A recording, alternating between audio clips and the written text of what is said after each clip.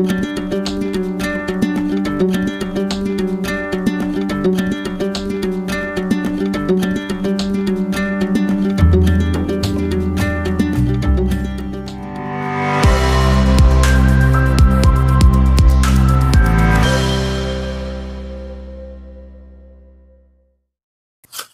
everybody, and welcome back to Mel's Board Game Room. We are doing our top 100, me and my friend Travis, and we are now on 70 to 61. Wow. But before we get into that, be sure to check out our sponsor, Games and Couples, which is part of Ashrat Online Counseling Services. And they do couple counseling utilizing a lot of board games to kind of teach some of the principles of and I forget what it's called, but they kind of have a certain thing that they follow. I butchered the last one too, so I might as well butcher this one too. But I really like what they're doing. I think it's a great service that they offer, so be sure to check them out. We'll make sure that we have the link in the comments below. Always worthwhile. Yes. You know, if it matters to you, you should put the effort into it. And I think relationships really should. Yep, for sure. Perfect. So let's get started with our number 70. Number 70. 70. There you go. I've always wanted to do that. Okay. So my number 70 is a game that we're going to disagree on the title. Okay. Do you know what it is already? I think so. Okay. So this is a Uwe Rosenberg game. Okay, no, it's not. Oh, well, I have no idea again. This is my first Rosenberg that I probably played. Okay. I think it's probably a lot of people's first Rosenbergs. Okay. And it is called Agricola. So could Agricola or Agricola? Is Agricola. that what the... Yeah. Yeah. Okay. Well, but I hear a lot of it Agricola, but I heard him say Agricola, so I'm going to... So he should know. I'm going to say it's Agricola. So it probably just potato. Potato, yeah. But yeah, so this is Agricola. It's basically you're building a little farmstead. Mm-hmm. So you have your board that has your main homestead, and there you get a hand of cards to start. Yeah, I think it's 7 of each kind of card, and you kind of go through there and figure out what you want out of it. Discard a bunch of the cards, and that's going to give you the strategy for your game. So your game that you're playing will change every time. Yeah. Like your strategies will have to, because you have to score based off of the cards in your hand and off of what you can place down. Mm-hmm. Yeah, and you're just basically, it's one of those games where you're going to play 15 rounds or 14 rounds, and you're going to have upgrades. You're trying to upgrade pieces of your building, make a little bit stronger. You're going to plant fields. You're going to, I think you can increase the size of your building as well to get more people. And you've got to feed the people. Lots of people hate the fact that you have to feed your people in this game because it's a harder game to do it with. But yeah, it's just a resource management game where worker placement, where you're going to take your guys, you're going to put them out on the board. So at the beginning of the game, you only have a handful of different options you can have. But every round, you're going to flip a new card on the big action board. Mm-hmm. And that's going to give a new action that you can do. So maybe now we can make a baby.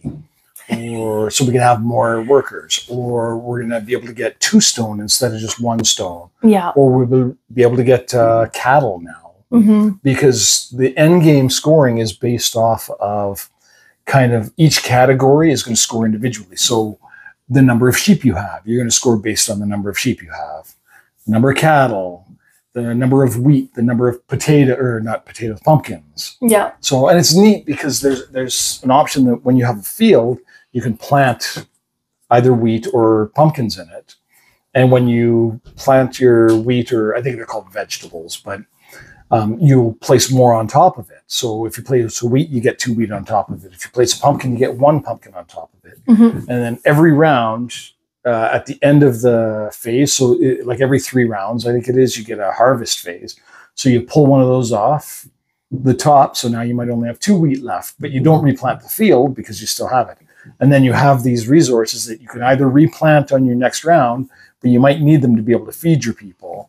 So yeah, it's just a really, I don't know, it's a tight design. I think there's a reason that Rosenberg's games, like he's made so many more just like this, because it's so good. It is. That, I mean, it made my top 100, right? It made my top 70 even. Wow. So that's pretty crazy. But yeah, I love at the beginning of the game, where you just get so many choices of cards to go through, and just your strategy is going to change every single time. And we've introduced it to, well, I mean, I guess we didn't introduce it. They bought it and said, hey, can you teach this? And yeah, I don't know, it's such a good little game. And yeah, I really enjoy this one. It is neat how you have the new action that comes out. And that's always going to be different because it's a card that's drawn. So you never know when. It's sort of random. Because you got like different clusters. But like now for the feeding the people, you only have to feed them at the end of each. Is it like season? Like a season. So it's like every 3 rounds. So it's not like you feed them every, you don't feed them every time. But I think the idea is it gets tight on the board if you're not able to collect food until you have a way of creating food. Yep. Now, I've almost always played this one 2 players. Okay. So I think 2 players, that's not really a concern because at some point you can either go fish or you can go collect. Like, so there is a way of getting food. So it hasn't been as big as an issue. Sure. But then you can get the oven where you can start cooking from the stuff that you have to feed your people. So you develop, and that was another thing that's neat, like is you develop what you have for tools so that you can create different things. It's just a game that's so satisfying because you put your little fence and you can't move your fence. So you're careful on how you put your fence and how you're going to divide because you have to fence in all your livestock or they're going to run away. Unless you have a dog in the field to keep the one under control. You can have one in the house. Yeah, you can have one. Right. Well, because everybody needs a house cow, right? Of course. We've had cows in the house before. Who hasn't? Right? Hey, Troy Hagel. But yeah, I really like this one. It's just one that's neat. You're accomplishing so much as you play that it's satisfying. Yeah. Now, have you played the 2-player version? I haven't. So I wondered, like, have you played it? Like, is it? Would you prefer to play that 2-player or base Agricola 2-player? You know what? Agricola 2 players, the all creatures big and small, feels like you're playing Agricola. It just plays quicker. Okay. Right? It's a little bit quicker and like but it really feels like Agricola. Okay. So, and then I played it with my oldest son, Jerome, and he enjoyed this one. And I was surprised. I was like, really? Because he's not big into board game, but he is a farm kid. They grew up on the farm. And then just the whole, we're building our farm, we're doing this. His favorite video game is Farming Simulator. And I was like, buddy, just go outside. The farm is right there. Yeah. But he loved Farming Simulator growing up the whole time. He loves that realistic gameplay. And this one really appealed to him. So yeah, good pick. Yeah, no, it's really good. So that's my number 70. Agricola. All right, the verses all over again. My number 70, I had a game that reminded me of this on my list already in our last installment. And this one is Bunny Kingdom. Oh, yep. So I already had Foundations of Rome on my list. And this one to me gives me that same feel a little bit. Very similar. Because you're trying to create clusters of land so that you can put stuff into it and that you can score them. So the main difference with this one is it's all card drafting. Now, the first time I played, because you'll have card drafting and then some will be like, oh, you can build like a bunny castle. And depending on the number of towers, how much it's going to multiply times the resources that are in your cluster. At first, I thought that was the number of resources. I didn't understand it was the number of different resources. Yeah. That changes the game completely. Sure. Well, and it's neat because when you place the bunnies, it's based off of a grid system, right? Yeah. Like it's A through Z on the top and 1 through 26 or whatever the numbers are. So you get the card A26. So just like in Foundations of Rome, you get those cards. Yeah. You have to play those ones. But these ones, it's just an individual card that you play. And it's really neat. Like I quite like this. And the drafting thing, because I'd be like, oh, I'm going to keep. Yeah. Now, the first time I was playing, I was like, okay, I don't know. I kept passing on a lot of I was concentrating on the land, passing on a lot of those castle stuff. Yeah. So I wasn't concentrating on that. So I lost by over 100 points. Just like, had lots of but look, I had a lot of resources. Like, yeah, but they're all carrots. Oh, they have to be different. Yeah.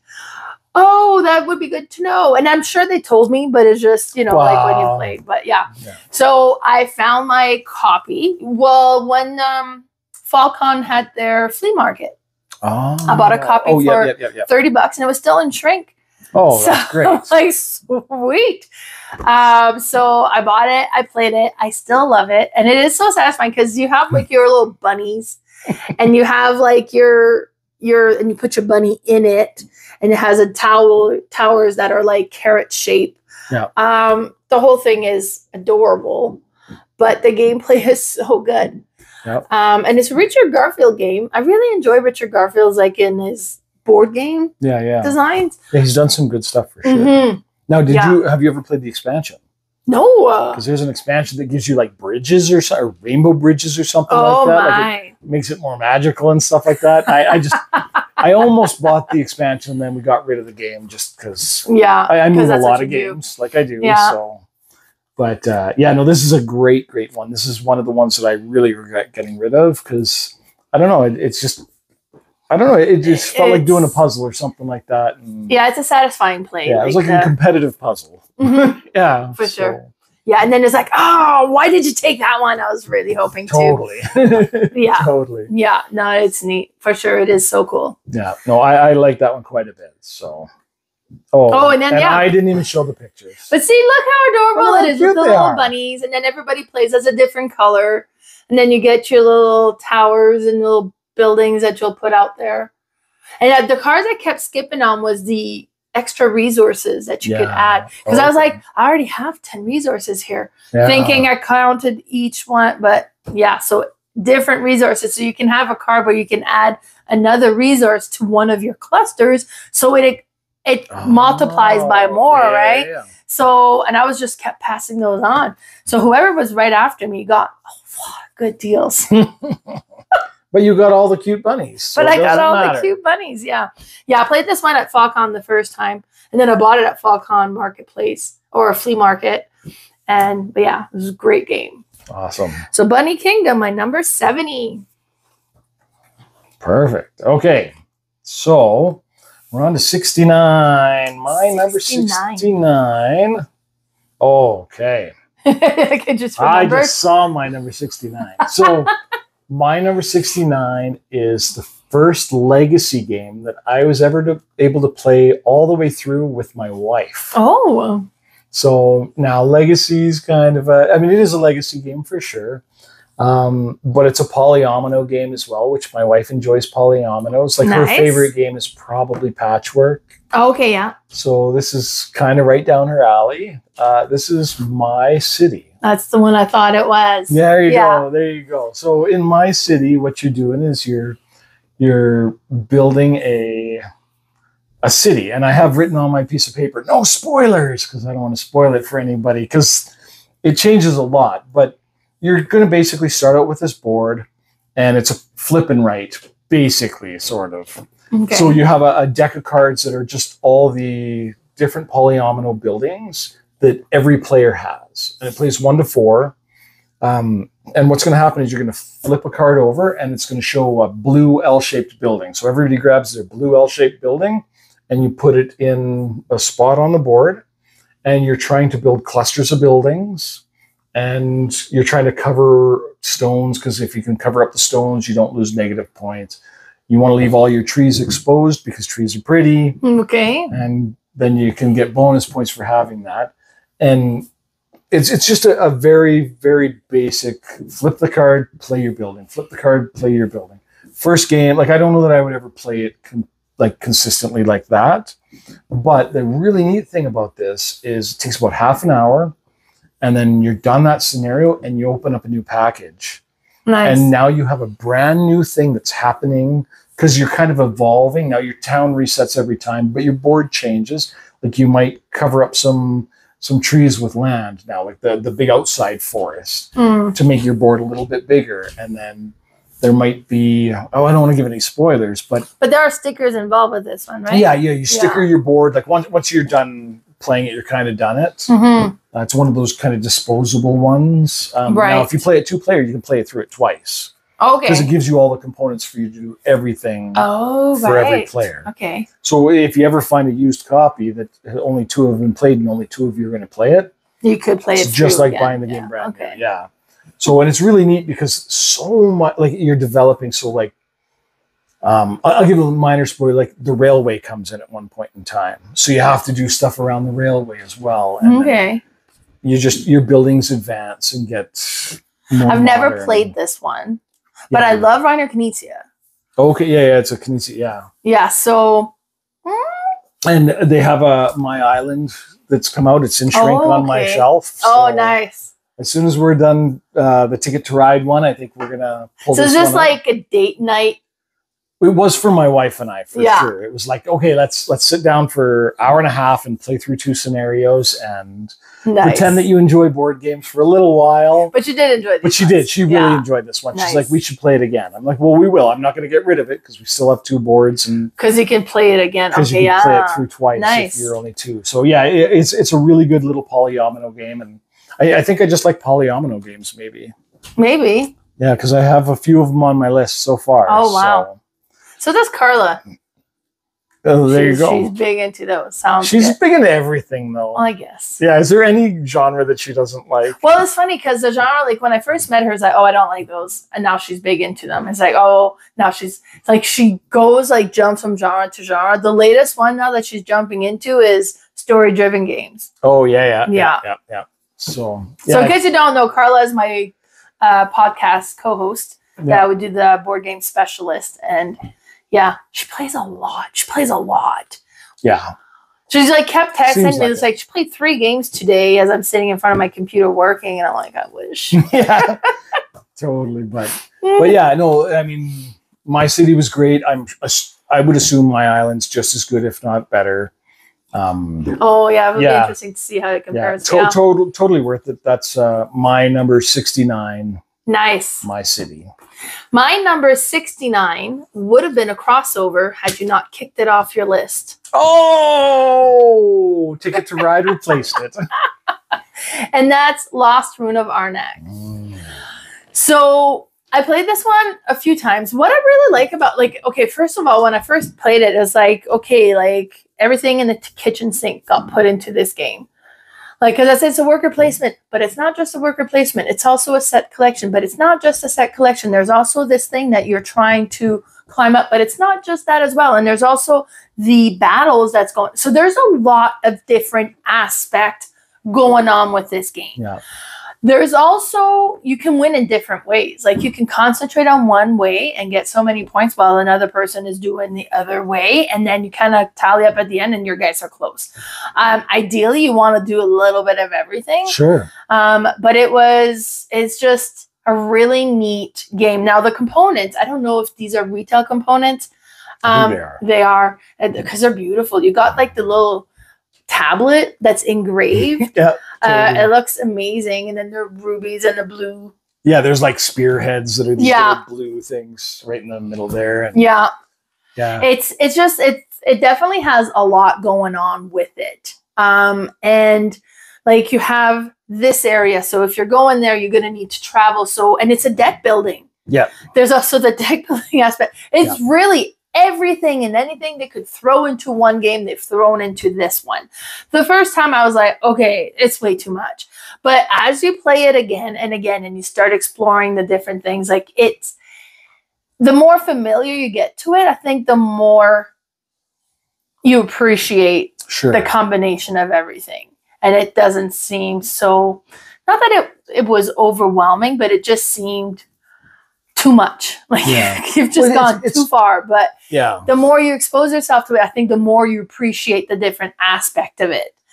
Because it stays interesting and it stays challenging. There's a lot to it. And they've come out with, so their first expansion gave you asymmetric player powers. So you what was that one called? Like Expedition or? Expedition Leaders. Right. So your leader had some kind of, I haven't played the expansion, but I watched a bunch of videos on it. Yeah.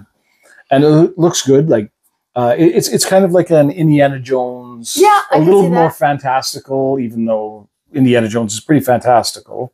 Yeah. But yeah, it's kind of like that. You get to fight monsters, and like for me, fighting the monsters is kind of the. It's a fun. It's the fun aspect. It's a fun. Of it, like I can do some studying on the side if I really want to, but I'd rather go stab that big giant scorpion monster. Well, it's interesting because you don't really know until you get to the place, and then it flips over, and it's like, oh, okay. Yeah. For sure. Yeah. Yeah, it's really neat. And I think that, like the set collection comes into like the monsters, right? Like when you get a monster, it has like... Well, and then the artifacts that you can get at the very top of the board as well. And then it's area control. So then sometimes you've taken the spot. So you will get in each other's way as well as you're playing this game. Okay. A little bit. So yeah. So this is one that I owned. I bought it for just the looks alone, really. And then played it a couple times. It was okay, but I didn't love it. So I got rid of it. Just because I heard that Dune Imperium is a very similar game. Oh, is it? Dune Imperium's on my wish list. I want to get it. So get Dune Imperium Uprising. Because apparently they took the best of all the expansions and jammed it into one box. Oh, okay. So it's like a 2.0 or whatever. But so I owned it and then I got rid of it. And then I just recently picked it up and my one buddy had the Expedition Leaders expansion. So I finagled that out of him. And then I was like, well, okay, maybe I'll give it another try because I do like the theme. And then the thing that really sold it for me, and the only reason it didn't stay on my list, so it would have been my number 80. Yeah. But I haven't played it yet with the newest expansion. Oh, okay. So the newest expansion makes it a campaign game. Oh. And a soloable campaign game. So you can solo or two-player it. Yeah. But yeah, I think I really need to crack it open and sit down with it for a little while and figure it out. And I think I think next year's list, it'll be quite a ways up there on my list. Nice. So, nice. Yeah. Great pick. And beautiful game. It is very pretty for sure. And like the whole with the book, like the research part of it, because you got the book and you have, is it the magnifying glass or? Yeah. There's a magnifying glass of book for each of your colors. So you have to. But you have to get the magnifying glass ahead before you can move your book up. Yeah. And if you get into certain areas first, you get a benefit of it. And then sometimes you have to pick one side or the other. Like it is interesting. Yeah. There's like pathways that are branching and stuff like that can get you there faster because you do want to be higher up in the point. Because I think you get points at the end of the game based on that whole path where you can branch out and stuff reminds me very loosely of Wayfarers. Which I've never played. Yeah, I know you haven't. Although Scholars was great. Yeah. But. So yeah, it's just a really neat, interesting. Everything in there just keeps it very interesting. Really good pick. My number 80, but actually 101. And your number? My number 69. Lost Ruins of Arnak. That's right. Okay, so now we're going to number 68. Number 68. So my number 68, I am 99% sure is a crossover. Oh, but like, is it on my list already? It is on your list already. So then you know. Well, I'm pretty sure it was on your list. You talked about it a whole bunch, but that could have been off camera at some point. Because I do that. But I'm pretty sure that you and your siblings played it. Oh, okay, yes. With me. Yes. At this last convention we were at. Yes. And it has very pretty components. Yes. And my number 68 is? Is it Chai? Local designer Dan and Connie Kazmeyer's Chai. So yeah, I've owned this game for quite a while and it sat on my shelf and sat on my shelf and sat on my shelf. And I never got it out. And then we were at this convention and I don't know who pulled it out, but it got pulled out. And I was like, oh, Mel, I'm in. Like, let's do this. I've wanted to play this for a long time. I love the look of it.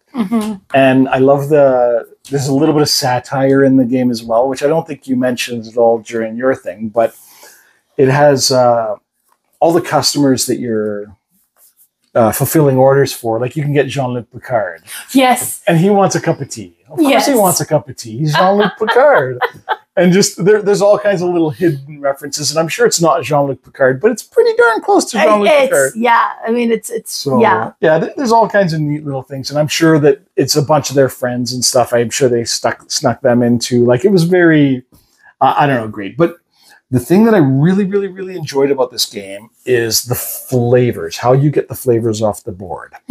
So it's this neat little tile system where the tiles go left to right. So the right aisle is like $1 or something like that. Is it the right the right's $3. It's the left that's $1. Oh, okay, sure. Yeah. So whichever it's the $1 aisle. So you can take as many tiles out of that match the same color, but you always pay the highest value. Yeah. So you might be able to get like 6 tiles hypothetically for $2.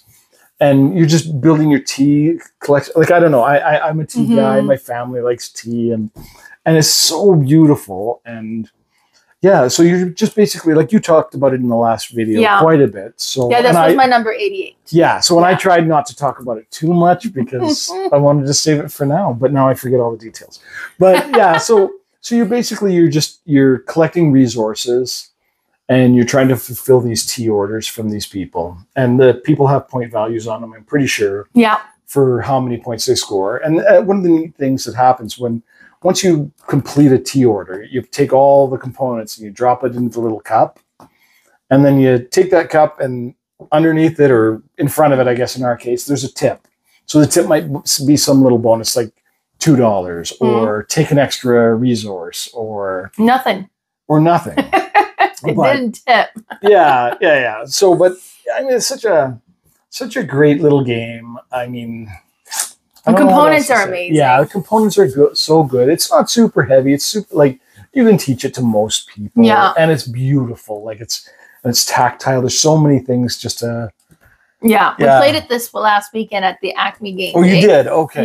Yeah, that's one of the one that made it to the table, and it was well received. It's an easy one, definitely, to bring to the table and teach somebody new to it. Yeah, it's lighter for sure. But there's nothing wrong with that. No, it's just satisfying. Yeah. Yeah, for sure. Now he has, or they have tea for 2 or something like that. Yeah.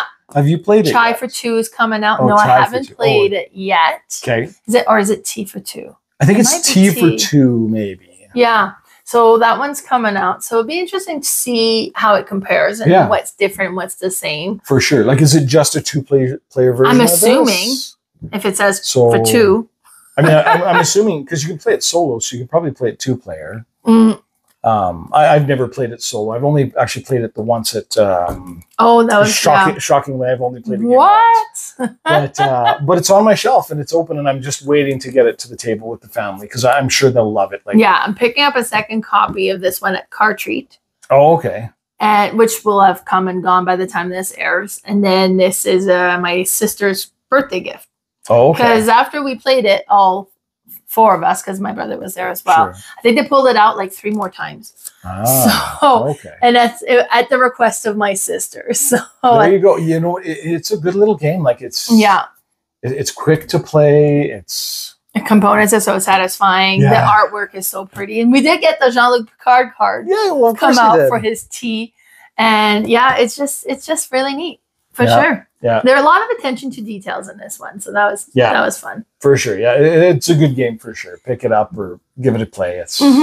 It's a great little one. That's my number 68, Chai. All right, my number 68. I do not own. Oh, because it's not readily available yet. I've played it at FallCon. Somebody had got a copy because it was self-published and there was very little that was available.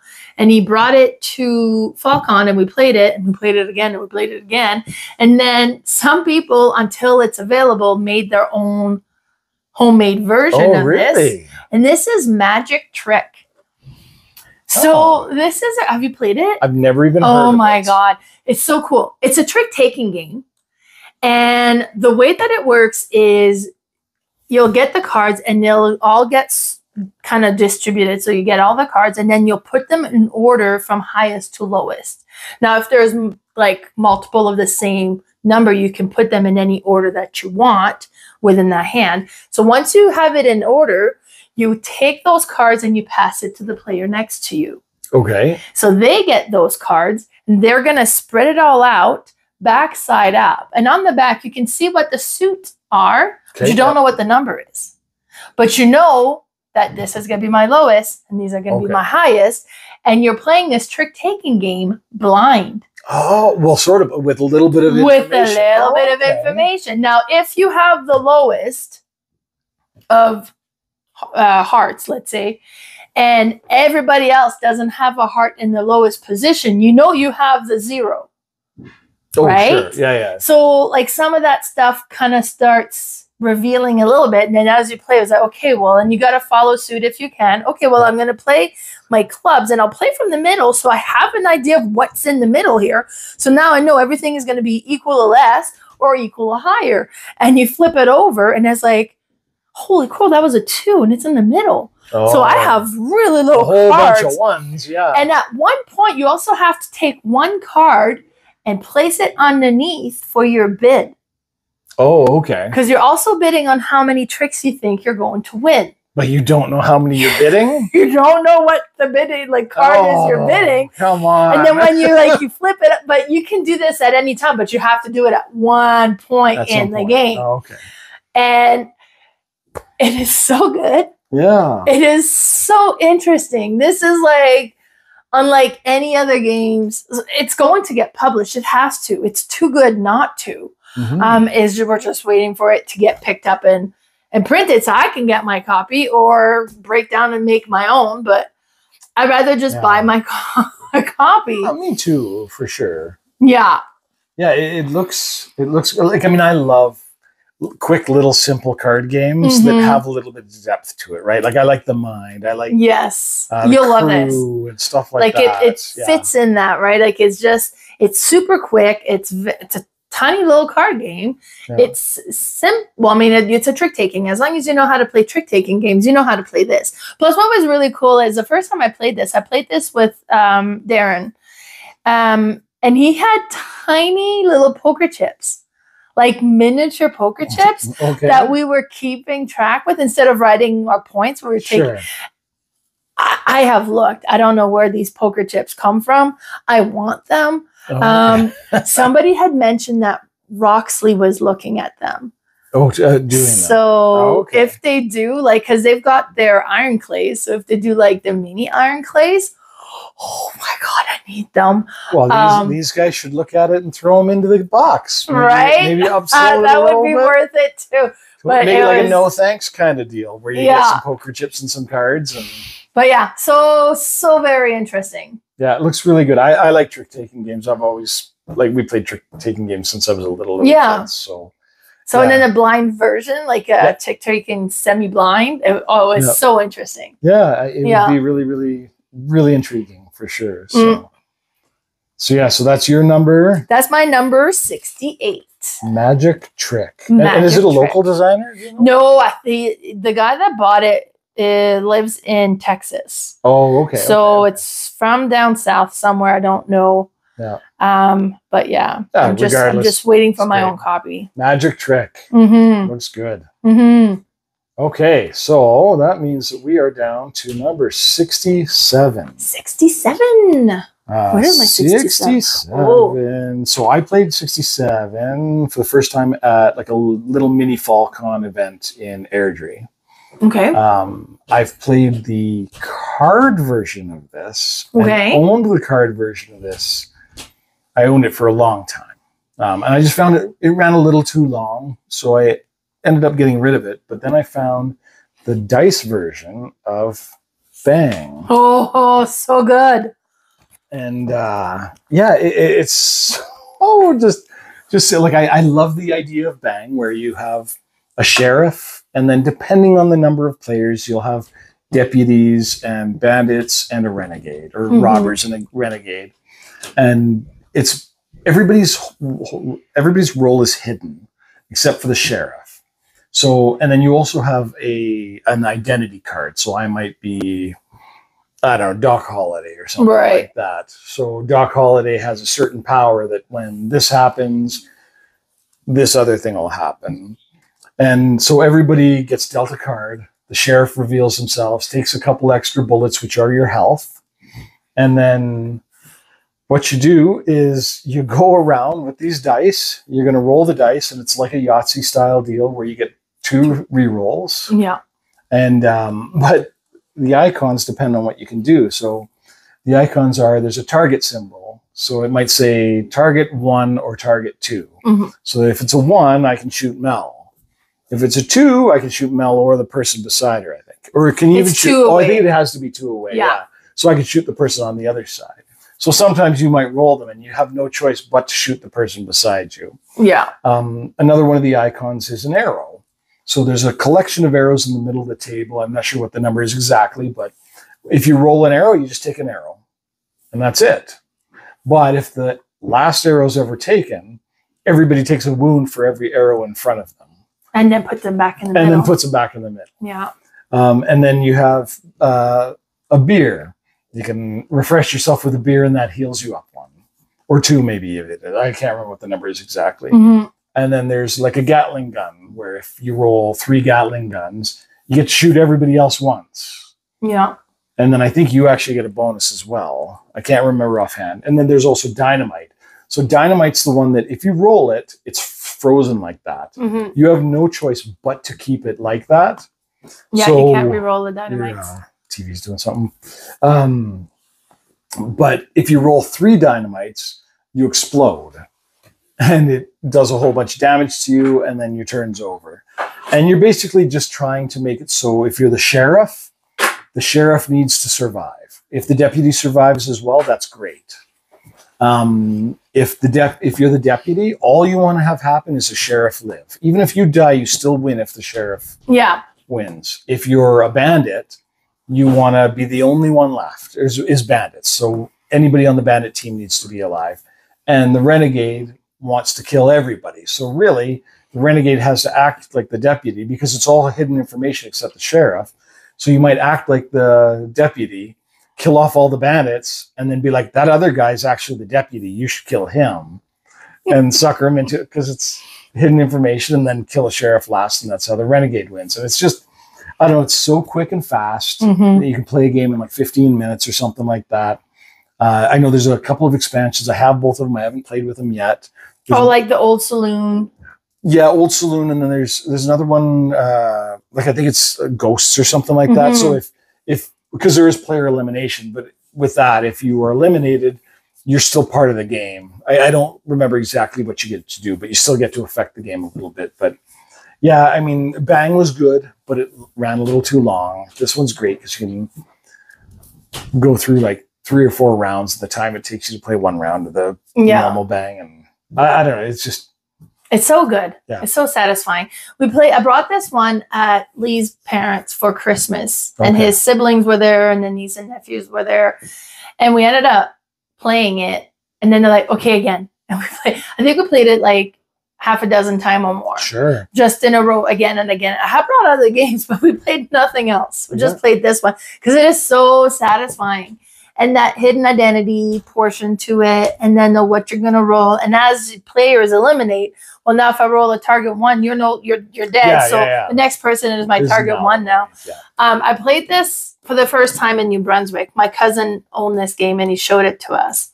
And then my sister called one of the local game store to bring it in because she was buying it for me for Christmas. Oh, okay. Yeah. And because we had Drew names, and then she had my names. And then I went in the store and I saw it. I was like, oh my God. And I grabbed it, and then I bought it. And then she went in there and yelled at them. I was like, you know I bought this for her. Why did you let her buy it?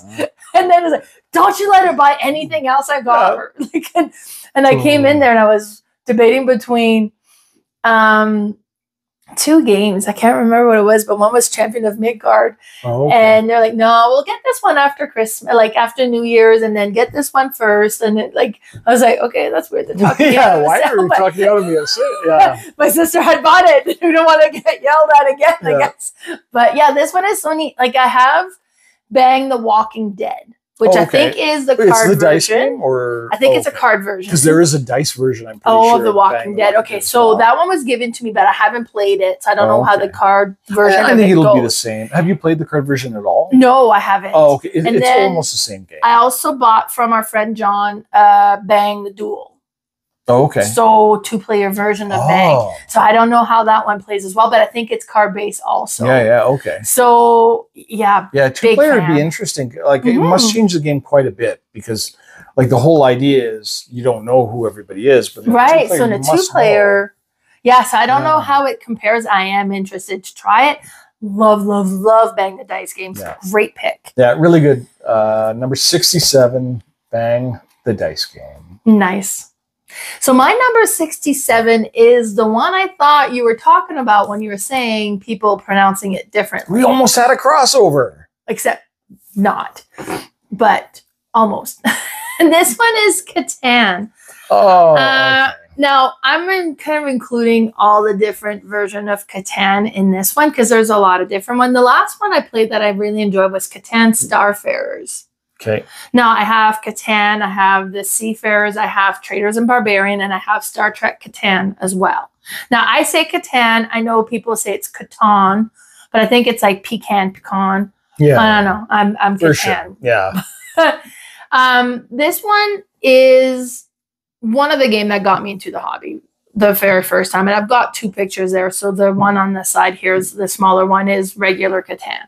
I really like the base mechanism of it. Like you place your things, you're trying to be strategic as to where you are because where you're located is the resources you could potentially go depending on what gets rolled. And then when you collect these resources, you can trade the resources to buy roads or put a new settlement or upgrade your settlement to a city. But it's all the same resources, just different combination. That was just so neat, so satisfying. We played this one to death. We would play a couple times a week. My friend would come over and we play it all the time. This was well before I was into the hobby because Catan was everywhere, but the other games weren't really. This is one of the big three that I don't know if it's a big three or if there's 9 or whatever, but Ticket to Ride, Catan, Carcassonne. Those are the three that got most of us into this hobby at some point. 100% agree. Then the picture on the side of it is a Starfarers, which plays very different. So every person has 3 little rockets, and you can build your trading post that would with a rocket on it, and you can move it around, and then you would drop it off at some point on a planet, and that one would bring in resources, but you can't leave from there and start from there. You have to start from one of your major settlement ones. Now, so to do a settlement, you would collect the resources, build a settlement on a ship so that you can move it out further into space. Sure. And when you get there, then you can drop it off and upgrade it, and you add like a ring to it that makes it so that now if you take off and you're going to explore some more, you can explore from that location now. And it's a long board. So you start at this end, but you're trying to make your way across and explore more different planets. And then there's also trading posts where with alien species that you can go, and then once you get there, you can start trading. Now, if you have the majority of influence on that trading post, then you get that alien token that gives you extra points. And like Catan, the first one to reach 10 points is the winner. Now, with your resources, you can acquire those trading posts and then the settlement ones, but you can also buy upgrades for your rocket ship. And everybody has a big rocket ship, which you can see in the background there. And then every time you do an action, like, because there'll be events that comes up, or an encounter that comes up, and then be like, okay, so you run across this guy who says he's a merchant and he wants some resources. Do you want to give him 0, or do you want to give him 1 or 3 resources? And you've got your resource. Well, I can't give him 3. I only have 2.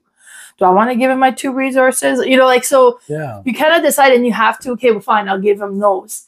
And then, based on that, certain things happen, or maybe he's insulted, you didn't give him enough or whatever. But then you also have the rocket, which you shake. And then a couple of beads will fall in the bottom area that you can see through. And depending on what the beads are, in encounters, it'll matter if you're battling or something. And it'll kind of be your score. Or if you're traveling, it'll be like your movement. But then if you have boosters, you can move further. If you have lasers that you've added, then you can attack by more. Or if you have cargo hulls, then you can carry more. And are the beads in the ship like static? Like it's always the same? Yeah. Or can you add different ones? No, you can't change the beads, but depending on what you change, which one shows up. So it's kind of like a dice roll. It's kind of a dice roll, but it's little beads. But it's cooler because it's a rocket ship. Exactly. And then the fact that you get to add little bits to this rocket ship, you're building it up. Yeah. You can have up to 6 lasers and up to 6 boosters, and then So it sounds to me like you like Starfarers more than you like Catan. I love the basic mechanism of Catan. I think it's so cleverly designed, and I love it in all of its variation. But Starfarers was very interesting, novelty wise. Okay. And it just took that and then kind of spun it around. Like it's the most different of a Catan. Like it plays, like it feels a little different. Sure. But because I mean, Star Trek Catan is still very much a Catan feel. Sure. While this one kind of spun it around quite a bit more. You can see that it's Catan. There's Catan's element to it, but it's a different game.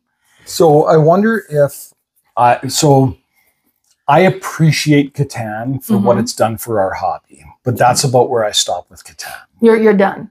I'm done. We played it a handful of times. That one might change it enough for you to make you. I wonder if maybe Starfarers might make me enjoy the Catan line. Yeah. So like I'm done with Catan. I don't need to ever play Catan again, but definitely don't like, I mean, what do I know, right? Like Catan's one of the most and I still like Catan. If there's somebody who's like, oh, let's play Catan, I will still, let's play Catan. Yeah, I still I would want to say, play. no, I'm good. Yeah, I'm still at the stage where I want to play because I do like that whole mechanism of it. I think it's great, and I like when I see Catan-like games. It's like, oh, it's like Terra Nova or Terra Mystica, which I'm not a fan of. And you're not? No. See, maybe, but to me, it's like it takes Catan and it humps it up, and I like it. So. Yeah, and then this one here just kind of changed it up, and it kind of made it more like you're trying to get further down faster, Sure. so you have first dibs on these things, and it was cool. Yeah, well, and I really appreciate Catan for what it is, for sure. Like, I'm glad it exists. I'm glad if you love it, I'm glad that you love it. So yeah, just don't ask me to play. But that's your number. That was my number 67. Catan. Nice. I think it needed to be on the list somewhere. I'm glad you had it. It deserves to be. Oh, it does. On everyone's list for sure. So number 66 now. 66. So my number 66 is a game that I didn't think I would like. I'm not a race car fan. Oh. In my history, I don't really care. But man, just when my brother introduced this to me, it was so neat that I had to own all of it. Now, I've gotten rid of most of the extra stuff, but I still own the main game. And it has the coolest dice rolling mechanism in it, I think, out of any of the racing games I've ever seen. And that's Formula D. Nah, Formula D is cool. So in Formula D, it's a 2 to 10 player game. So you can have a huge group and you can play in teams. So you can run 2 cars, or Mel and I could be on a team and we each have a car. So we're just trying to win the race, and we're playing off of each other and drafting off of each other. And but the neatest thing to me is the way that the movement works. So this is a roll and move game.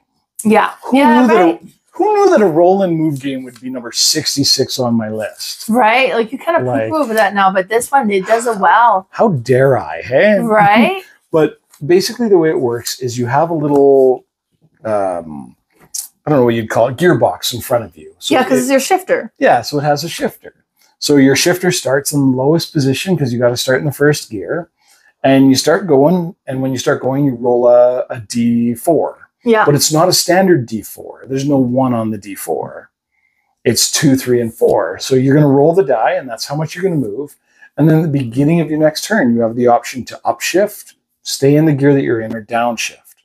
So when you upshift, you move to the next die. So you might be a D6. And that D6 is going to have only 3, 4, or only 4, 5, and 6 on it. Right. But it'll have 2 of each of the number. And then it goes all the way up to this big like D30 that has like from 21 to 30 on it. So you have to roll the die, and that's how far you move. But a neat option, or a neat thing that they did is, because you can't just go as fast as you want when you go do a corner, you have to slow down to be able to make the corner and not skid out. So you can see on each of the corners, there's a little section, and there will be a number beside it, either 1 or 2. I don't think there's any 3s in the base one, and that's how many times you have to stop in that corner. Yeah. So if you blow past the corner, for every space past the corner that you take a wear damage. So in the base game, you just have like 30 points of wear damage or something like that. But in the advanced game, you can flip that little gear shift box over, and you'll have tires and gears and all kinds of different car-related racing things that I don't know what I'm talking about. But so you'll take, like, if you have to slam on your brakes, you're going to take damage to your brakes. If you skid around a corner too much, you're going to take tire damage. But yeah, and it's basically just one lap around the board, I think, is the standard game. And you just have to hit all those corners. And I don't know, it's just such a clever little design. Mm-hmm. So basic. But yeah, it's such a good racing game. It really is. The dice tracking satisfaction of it. Oh, for sure. And you can't go from like, okay, I'm a top gear and I'm going to go back down to 1. You got to go 1 gear at a time. So you can gear down an extra gear, but you take gear damage. Gear damage, right. Gearbox damage. But you can't go more than 1, I don't think. Like, and it's great. Like, when you get to that straightaway and you've set yourself up just perfectly, you get to roll that big blue die and you roll a 30, and it's just, it's so satisfying. I mean, yeah. Yeah. And then you get this side and the other side, and there's weather condition that'll affect the track as well. Yeah. Like, it's really well-made game.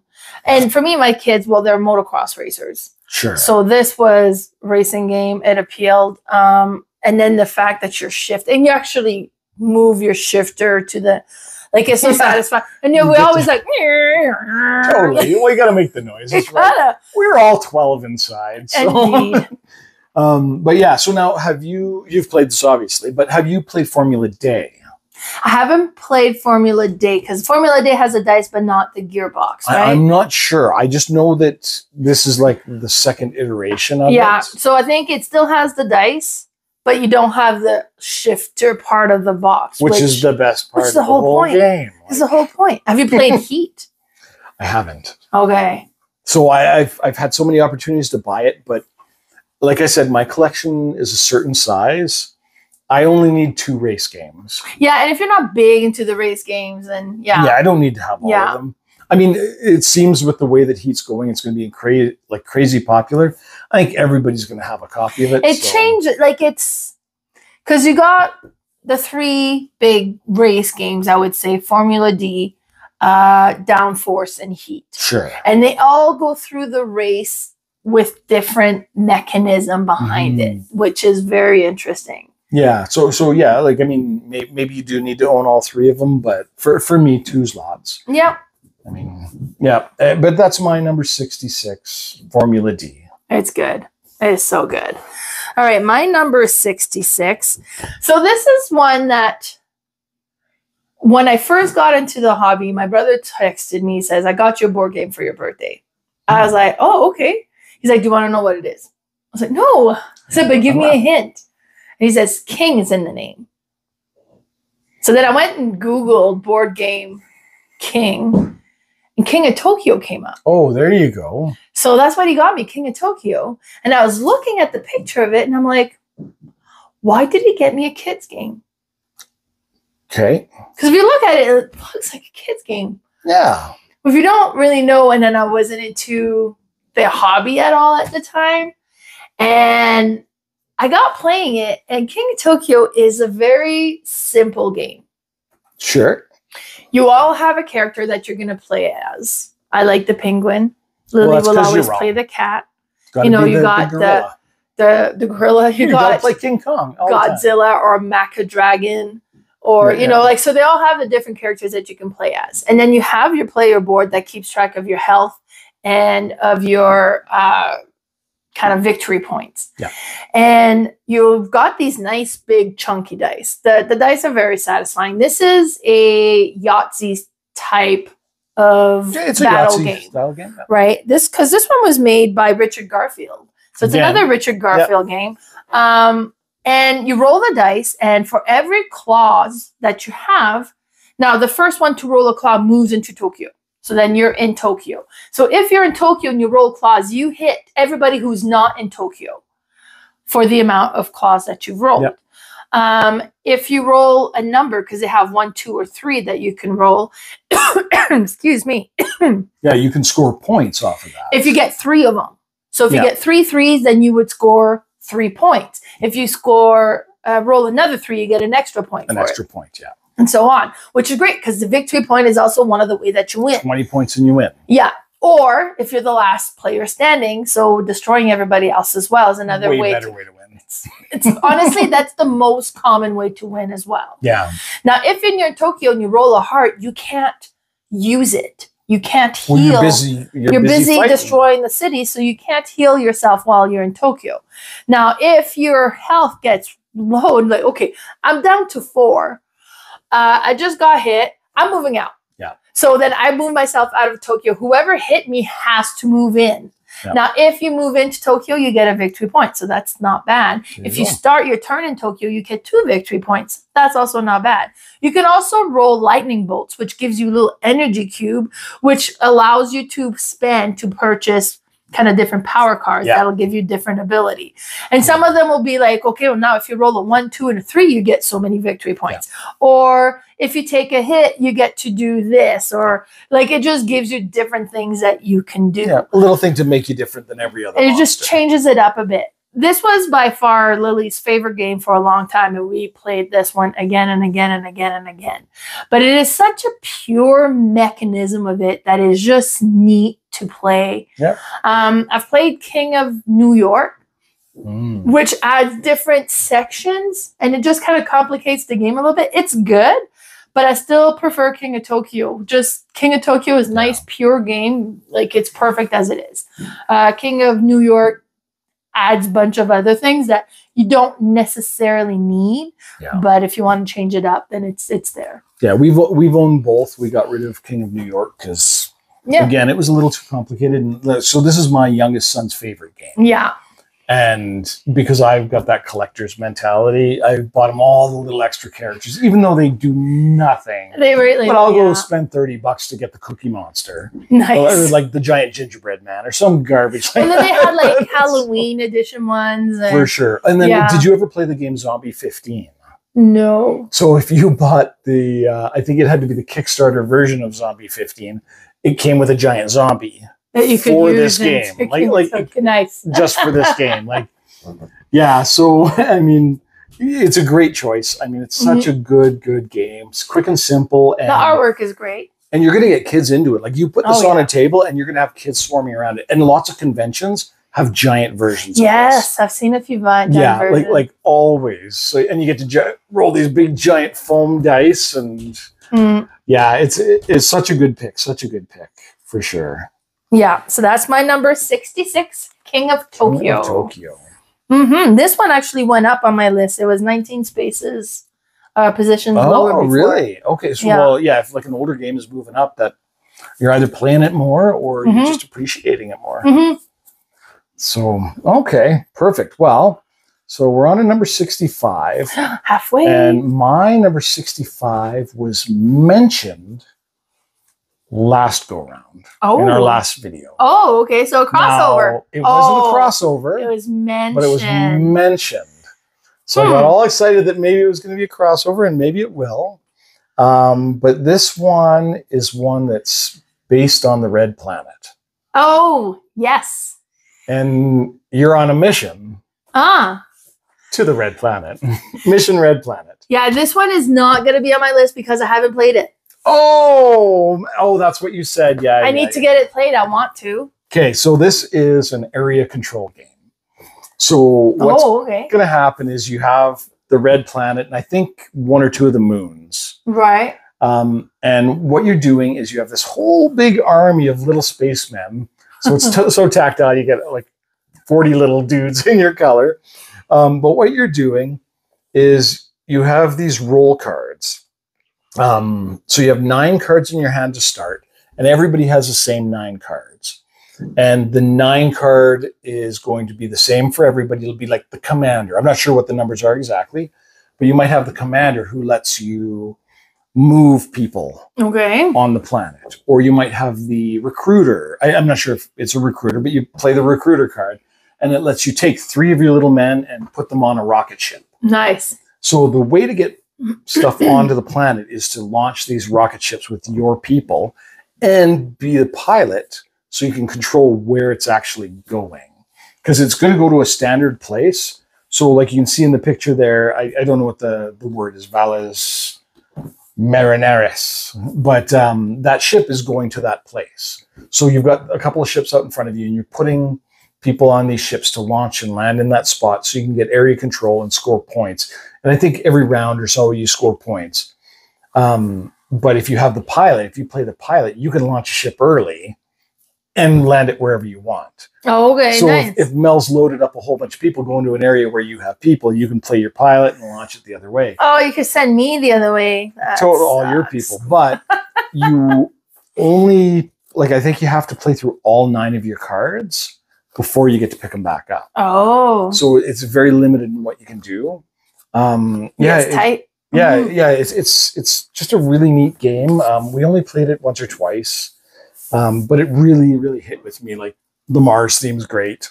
Yeah. And I didn't think I liked area control games, but I think later on we'll see that I quite like area control games. Maybe because there's confrontation or something. But yeah, it's a good game. Well, it's a great game, and it's Lebruno's like Cathala and Fatuti. So nice. Like I mean, they are Fatuti, and so lots of like I don't know. It's just so good. Like I wish you could have played it. So I wish. I can't wait to play it because I feel like I'm not giving it the credit it's due, but it's such a fun game. If you like area control at all, it's a little bit lighter, but it's definitely. I think I have an older version as well. Oh, okay. So I don't know how that compares. I'm sure it's the same thing. Like I doubt there's much difference. It's probably just prettier. Yeah, probably.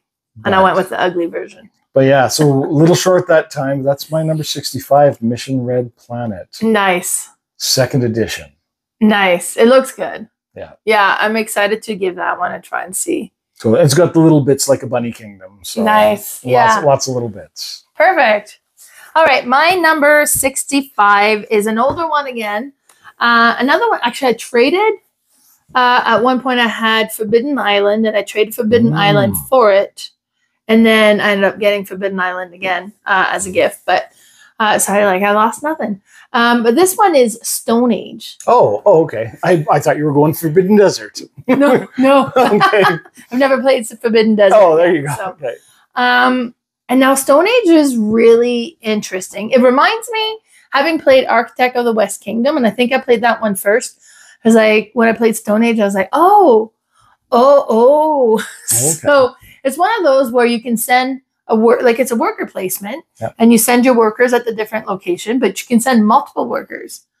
And the more workers you have, the more you can kind of do. So at the different location, like if you go into the forest, you can send workers into the forest, and depending on how many workers you have there, then how many dice you can roll. Oh, okay. And then however many combination of pips that you get that much resources. Oh, okay. So if you go to the mine, you have to have 6 pips to be able to bring in a gold. So if you send multiple, you can roll multiple dice, because the chances of you rolling a 6 with just one are slim. But if you have multiple dice, you might at least get 1 gold, right? And so it's interesting that way. And then you have your own player board that you'll be adding the little huts into it. And then you have on the side there where the different ability cards. And you'll go there and you can kind of activate one of the card, but you'll roll the dice. And depending on what's rolled, and I don't know if everybody rolls a dice, but because everybody gets a part of an action from it. And I don't know if you roll a dice and you get to pick which one you want to do first, but each dice will give you, or each dice number kind of would give you a different thing at that location. Oh, okay. And then you have the little love hut, and if you send 2 workers there, then 3 workers come back.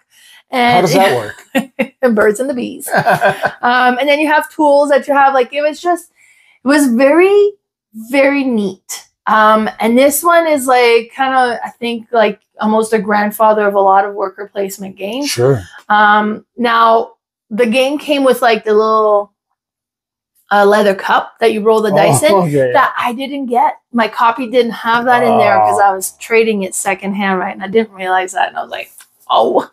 Now, do you need the cup? No. but do you want it? Yes.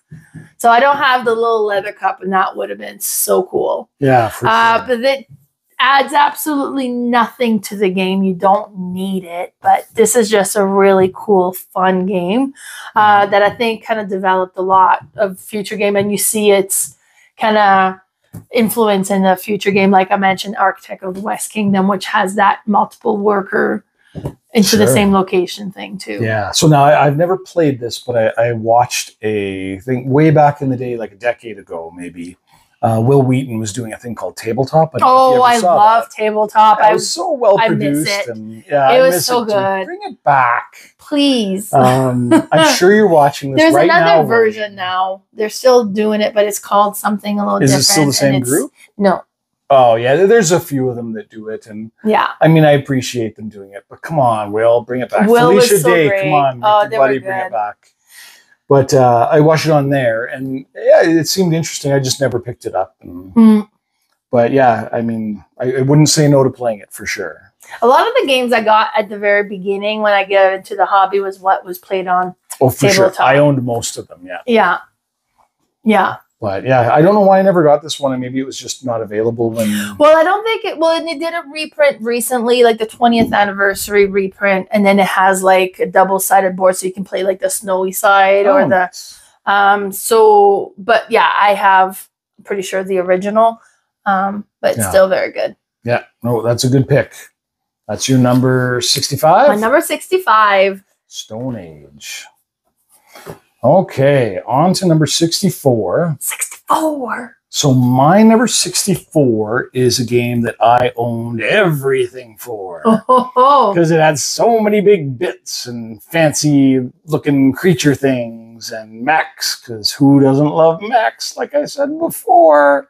Travis, you don't love mechs? No, I'm pointing at you. You love mechs. I thought you were saying you don't. And I owned it and I played it. And then this is one of those ones that the app kind of ruined owning a game for me. Oh, because the app is better? Because the app is faster. Oh. This is Scythe. Oh, I've never played Scythe. Oh, you've never played Scythe? I know. I own the coins, but I've never played this game. Of course, you own the coins because they're beautiful coins. They're beautiful coins. But Scythe is such a neat game because it was a game built around an artist's work. Oh, okay. So I didn't write down his name. I guess it'll be on here somewhere. Art by Jacob Roslinski. He had this amazing art portfolio in front of him. And I think Jamie Stagmeyer just saw it and was like, okay, we have to build a game around this. We need to get this out into the board game community because it's all just beautiful art. And I don't think he created anything new for this game. Okay. Like I think they just used all the existing artwork. But it's kind of like an area control game. And again, I'm gonna forget a lot of the details because I played it quite a while ago. Right. But it's an engine building game where you have a board in front of you and it's loaded up with a whole bunch of cubes and buildings and all kinds of stuff. And you start with, I think it's 2 workers. And on your turn, you get to take certain actions based on where you... So you have a board in front of you and it has 4 different segments in it. So you're going to choose which segment you want to activate. And I don't know if you can... I think you have to change your segment each time. So you're going to have a marker that you put on your board. You say, this is the one that I'm doing. So you might have something where I'm going to gather resources. So at the beginning of the game, you only have your 2 workers out there. So you're going to gather whatever 2 resources the hex that they're on is. So you might get 2 oil or 2 wood. Or you might have them split up. So you might get an oil and a wood because you collect from all your workers. And then there's other options where you can choose the selection and you can upgrade something. So you can take a little cube from the top of your board and move it to the bottom of your board. So now that base action is a little bit stronger. Oh, okay. And you get some little bonus right away. So you're developing all your skills and you can place mechs out on the boards. And that's how you can get across water because people can't walk across the rivers. You have to have something that can carry you over. So, and then there's a big central, like it's a post-apocalyptic kind of world where Europe was destroyed and now all the countries are trying to It's kind of neat to see, like, it's almost like old age build up, but with mechanism, new technology combination. Yeah. And there's all kinds of like, so the way that you score is there's going to be 8 different goals. So a couple of points that you can score are based off of if you win a victory, you get to gain a star. And it's the first 1 to 10 stars, I think, or 10 stars ends the game. And then you add up all your points and stuff like that to get it. But there's all kinds of different things. Like you don't ever have to fight. Oh, okay. You can just get all your buildings, and that's one of the stars. You can do 3 of this certain action, and that's how you get one of your stars. Like you can win the game without ever fighting if you don't want. Like this, it's not really like, I know that it's mechs and it seems like it's all battling, but it doesn't have to be. It doesn't have to be at all. Okay. Like you could just monopolize certain things, and it's a great game. I will never ever play it on the tabletop again, just because the app ruined me. Because it is a couple hours to sit down and play it, and the app's like 20 minutes. Oh yeah. So and I don't know how Expeditions is, but that's the new sequel to it. Oh, so I see. Okay. I don't know if it's similar in mechanisms, but if it's a little bit shorter, I would probably just stick to that as well. But but this is so good, and they came up with expansions, and the one big expansion that I never got to play was the Rise of Fenris. And it was like it made it a little campaign. It was basically modules. So once you open it all, apparently you could just plug and play whatever you wanted. But I guess it had some big twists and stuff like that. And I just never was able to get the whole big box to the table, but it's a great game. And again, like overproduced, like so pretty.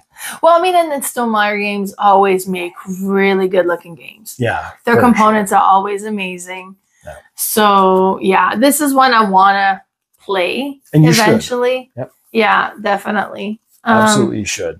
Yeah. But yeah, so that's my number 64, Scythe. Perfect. So my number 64 kind of builds up on the one that I talked about with Catan. I really like Catan, and I like it when I come across a game that has a strong Catan feel to me. And this one is Terra Mystica. And I know you said you didn't care for it. Yeah, I loved it. I thought it was so cool. I've played, is it Gaia Project as well? The space version. The space version as well. Got slaughtered. Even though every round I felt like I accomplished a lot, but I got lapped. Oh, okay. So I played against Keith. And he's played this one a lot. Well, he's very analytical too. Yeah. So, maybe if I didn't play against Keith, but it was, again, I enjoyed it.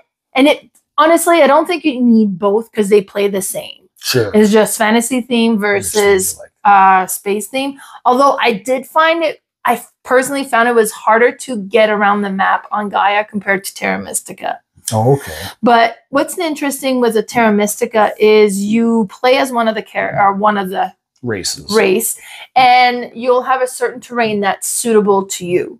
Now, if you want to build elsewhere, you need to build on your own terrain. So if the location you're going to isn't your own terrain, you need to terraform it into your terrain. And depending on what it is, how many times you need to kind of use that terraform action on it to bring it up to your terrain. So some are fairly similar and you just need to kind of affect it the once. Some you'll have to do it 2 times and so on. And what's really neat too is all your components are on your board.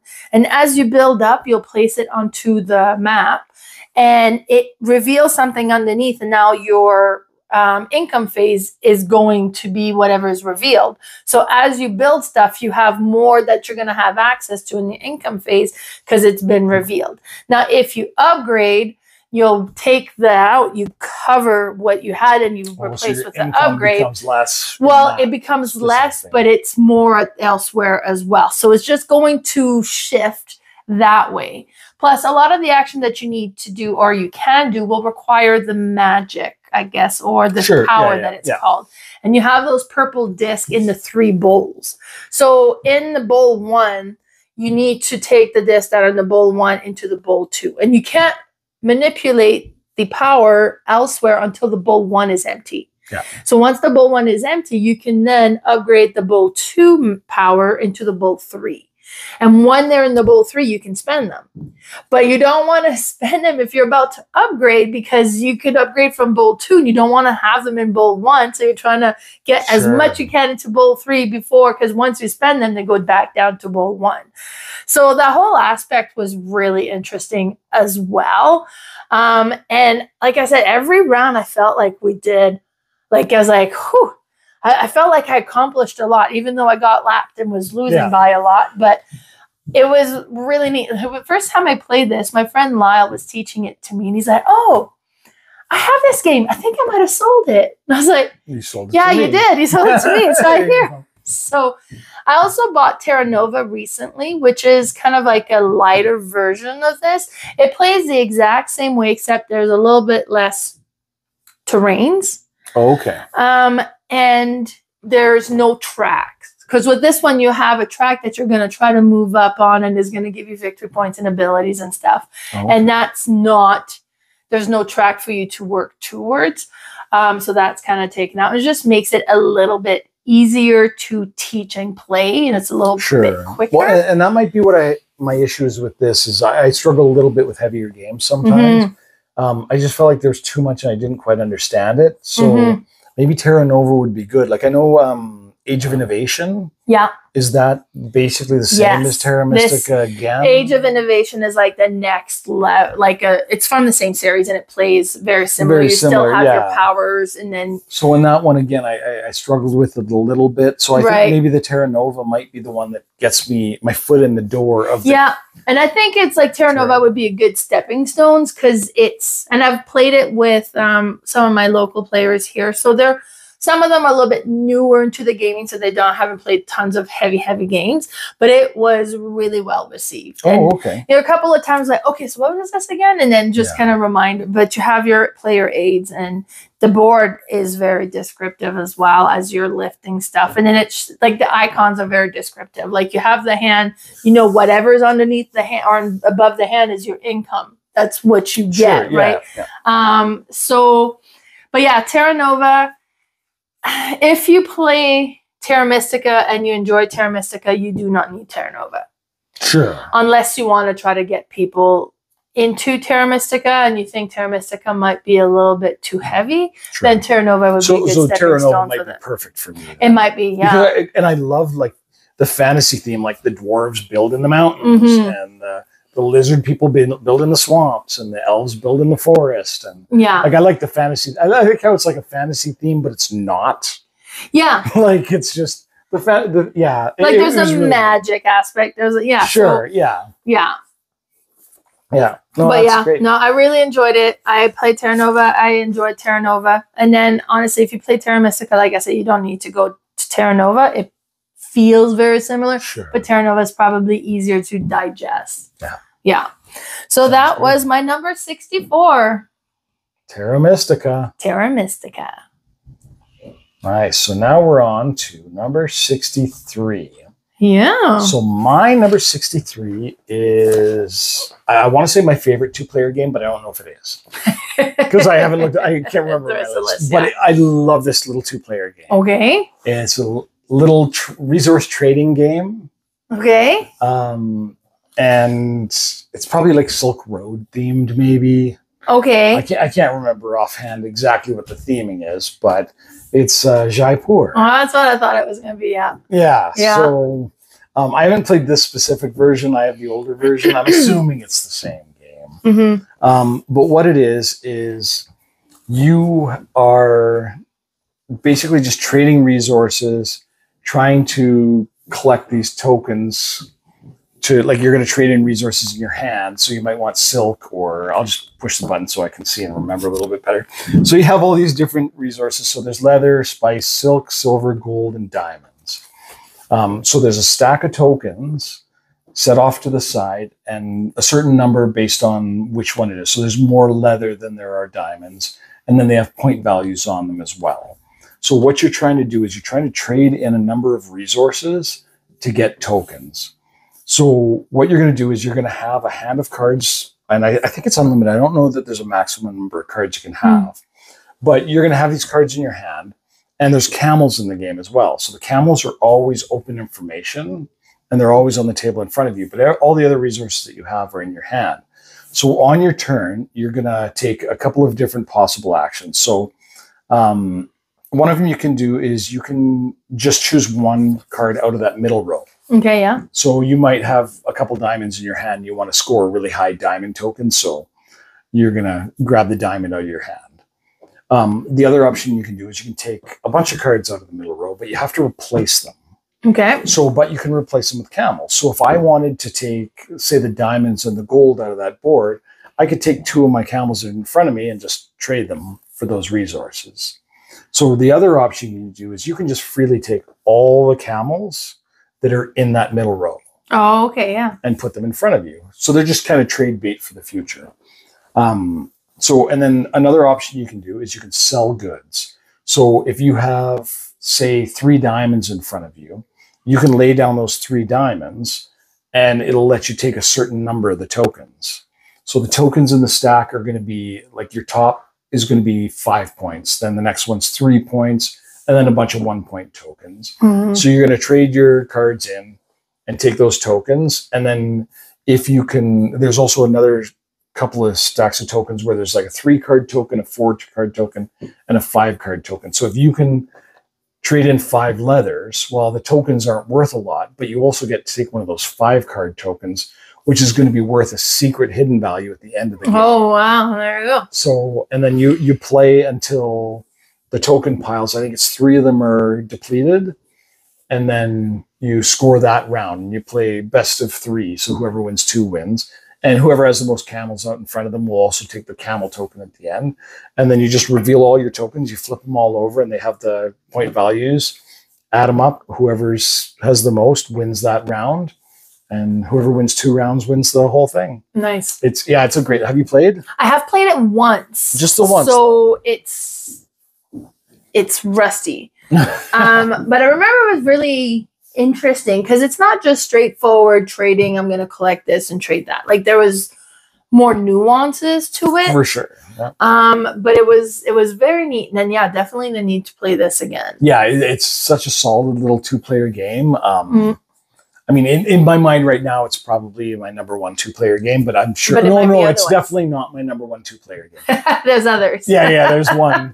but it's up there. But it's up there, like for a small little game, and it's like I don't know how big the new Jaipur box, but the one in the picture here is fairly small. Like stick it in your pocket, stick it in your backpack, bring it with you. It plays in like a short period of time. Such a good little game. Yeah. Yeah, I don't know what else to say. Like it's just good. It is good. Yeah. I remember playing it and it was just like I heard good things about it and I was very pleasantly surprised. Yeah, for sure. Yeah. And like your kids can play it. Like it's pretty light, pretty easy to explain. But yeah, so that's my number 63, Jaipur. Great. My number 63 is one that it wasn't on my list before, but I had played it before. And I think the more I'm playing this one, the more I'm appreciating it. And I have played it recently a few times. And that is Sagrada. Oh, okay. So Sagrada is a very interesting dice puzzle. So you'll have, depending on the number of players, you have so many dice that gets rolled. And so that there's 2 for each player plus 1. And then you'll roll all the dice and it goes into this little box. And then the first player will go and pick 1 dice and add them to their board, which is a stained glass that you're building. Yeah. Now, the rule is that you cannot have a dice of the same color next to each other. So they have to have different colors touching. You can also not have a pip match touching another pip. Of the same value. Right? So if you have a 6, it can't be next to another 6. And it can't be the same color either. Now you have a card that you'll be placing and sliding into. So at first you have a couple of cards and you pick the ones that you're going to be playing with. They'll have different difficulty level, but if it has a higher difficulty level, it'll give you more of the glass tokens, which you can spend to activate the special abilities as you play the game as well. And those abilities are different every time you play because they're randomly drawn.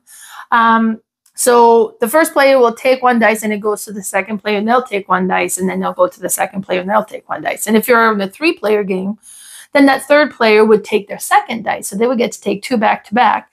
Then it goes back to the second player. Like a snake draft. And then the first player gets the last. So you get the first and the last choice. Then the very final dice goes into the track keeper. So it just keeps track of how many rounds you've had. If you ever do a mistake and you can't, like, you got to take out a dice. So you want to be careful not to do a mistake. And you can get, like, at first it's like, oh, okay, yeah, this is fine. But as the game progressed, the board gets really tight.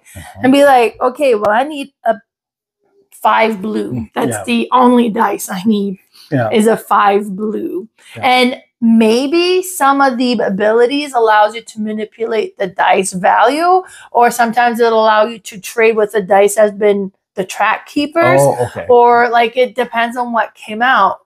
But and then you also have the goals that shows you what you're scoring for. So that's going to be different every round. Sometimes it's like, okay, well, whatever's on the corners, you get to kind of tally up the pips there, and that's going to be your score for that goal. So you're trying to put your high numbers in those corners. And then you have your personal goal as well. And sometimes it's like you're trying to have all 5 colors in each row, and then you get to score that row. And then it's like, okay, it's going well, until it's like, it is not going well anymore. Like, I'm not meeting that goal, and I'm not meeting that goal. And you're just trying to fill in. But the score is the goal. So you're trying to meet the goals to a certain point as well. It is neat. It's a neat puzzle. And then, I've been playing it more lately, and it just kind of made me reappreciate the game. It's so good. Yeah. Yeah, we've owned it, and it was... Yeah, I quite liked it. I found another game that I like a little bit better that does the same thing, but the theme of it, like the Sagrada Familia or whatever that they've been rebuilding forever, that's what you're doing. And it's such a great little game. And I think they came out with like a legacy version. Yeah. So I don't know how that works. I haven't played that one yet. But I mean, if you like it and you can get away with playing legacy games, I would suggest it. Like, I quite enjoyed this game. The only reason that it's not on my list and I don't have it in my collection, you replaced it with is I just replaced it with another game that does almost the same thing. Is? I'm totally going to tell you what it is, but not for like 30 more things. Okay, what's the Sagrada replacer? If you think you know, comment. Yeah, totally. I can't think of what would replace it. I'm trying. Okay. I mean, Sagrada and Azul often gets compared, but they play so differently. I didn't like Azul. So it's not on my list. Sure. But yeah. Okay. No, Sagrada's a really good one. So that's your number 63? Yeah, that was my number 63, Sagrada. Sagrada Familia. Okay, so now we're on to number 62. My number 62, I've played twice. I don't totally remember how it all plays. I have a huge list of how it works, but I didn't read it before it. But so I played it 2 car treats ago. Oh, okay. Carla taught it. And then I almost immediately, actually, I think it was immediately, taught it to a whole brand new group. Oh, nice. So I liked it enough that, and it was easy enough for me to pick up that I was able to teach it right away. And that is a game called London. Oh, I've never played London. You've never played? No. Okay. Now, is this one of those rebranded city games or? Oh, yeah, because he's redoing all of them, isn't he? Some of them, yeah. And then they're like, there used to be the old one. And well, show me the board. Maybe I'll see if I recognize it. There's the board. No idea. Okay, so I don't know. I'm going to assume that maybe. But in London, you're trying to rebuild London. And you're trying to deal with all the poverty that's going on in the city. So what you do is you're going to have a handful of cards. And you have a certain amount of money and resources. And you're going to try to just build these different stacks in front of you of cards that you can activate. So on your turn, you're either going to develop your city, which means you get to play a card from your hand in front of you. You have to pay the cost. You have to discard a card of the same color. So if you play a blue card in front of you, you have to discard another blue card. If you play a yellow card, you have to discard a yellow card. Some of the cards will cause you to gain poverty, which is just a card that fills up your hand because you have a limited hand that you can have. Okay. Another thing you can do is you can draw 3 cards. So if you don't have what you need, you can draw 3 cards up, and then it just gives you more of a choice. And then the third option you can have is you can run your city. So if you run your city, it means that every card that's face up in front of you, you're going to, you can choose to activate those cards. I don't think you have to activate it, but for every one that you activate, you might gain poverty, which is just another thing, or you might gain more cards, or you might gain some money, or you might have one card that activates another card.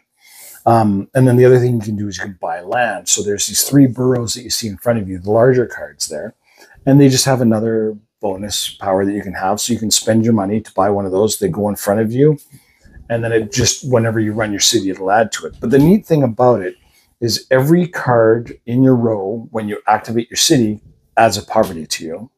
And then at the end of the round, every card in your hand adds another poverty. Oh, boy. Or not poverty, dirt. I think it's dirt that it adds.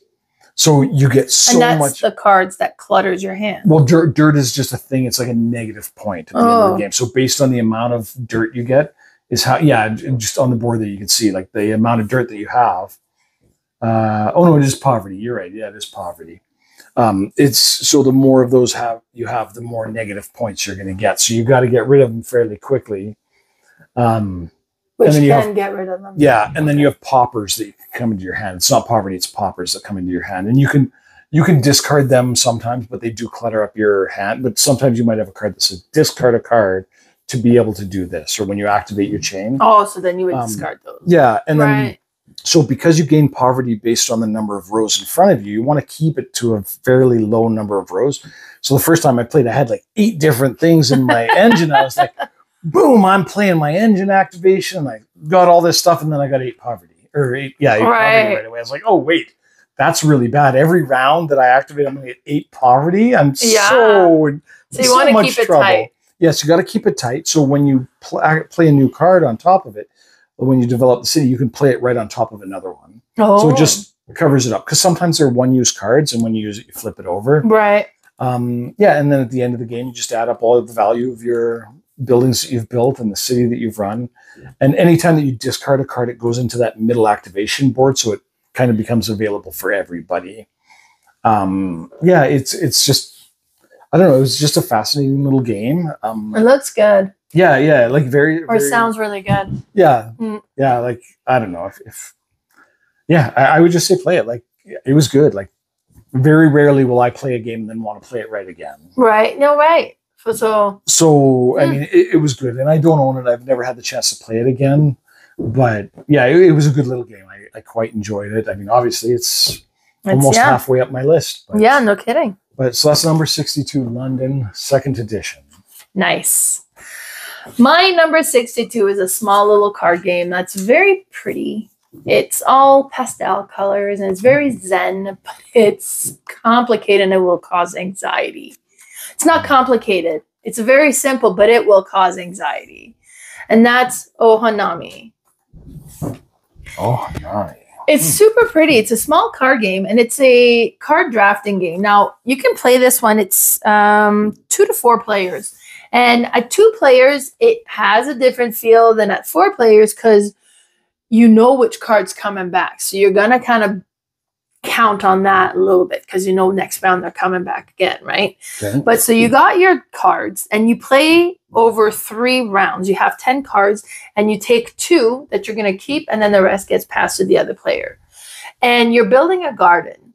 And in your garden, you need to keep numerical orders between all of your cards. And then when you get more cards, you can add to one of the other 3 gardens, but you can add below or above. You can't tuck in. Oh, okay. Okay, so if you create a gap, that gap is there for life. And so, but then it's okay, because if you have a gap between 60 and 70 here, so that's 10-point gap, but that's okay, because over here, I have like my high card is like 58, so I could put my 60 to 70 up there. On your other but depending on what cards you get, last time I played this, I think I had like a 30-point gap in almost all of my gardens. Oh. It was not going well. And then the first round, you're first going to score all of your blue cards. And they're all going to be worth so many points. But so it makes sense to try to get your blue cards early because they're going to score again in the 2nd round and in the 3rd round. Okay. Right? So then in the 2nd round, you're going to score all of your blue cards and all of the green cards. So you've added more blues. You're greens are accumulating. Sure. And then after the third round, you score everything.